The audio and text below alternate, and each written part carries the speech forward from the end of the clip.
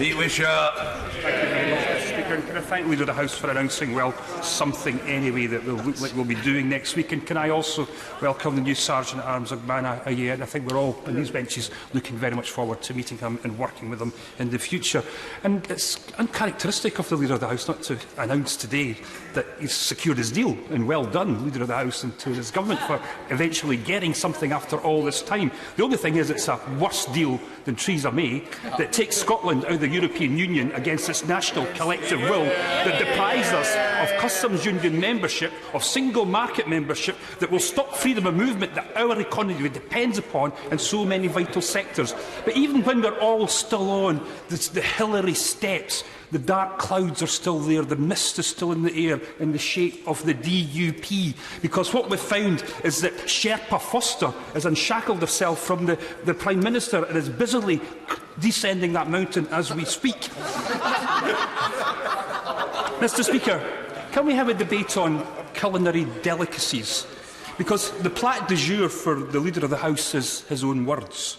A delicious Northern Irish Brexit jambalaya of choice vocabulary, including impractical, bureaucratic, betrayal of common sense, all washed down by the finest chateau cretinous.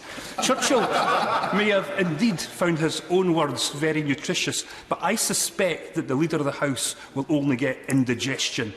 Mr. Speaker, we'll deal with the whole issue of the Saturday sittings in the subsequent motion, but we do have the conclusion of the Queen's speech in the next few days, and it looks very likely that this is a Queen's speech that might be voted down for the first time since Stanley Baldwin in 1924.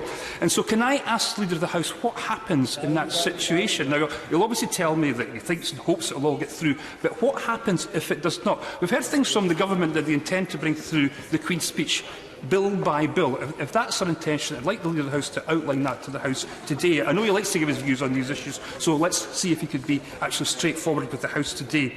And lastly, Mr. Speaker, the Leader of the House will have seen that at the SNP conference we intend to have an independence referendum in the course of next year. We have to, as a nation, unshackle ourselves from this whole ugly, disastrous Brexit business, an issue that we wanted absolutely nothing to do with it. And isn't it interesting, in the deal announced today, Northern Ireland will get a differentiated deal when it comes to single market membership. Wales will get what it wants, and the rest of the UK will get what it wants. The only nation that doesn't get what it wanted, and when it comes to the European, is Scotland.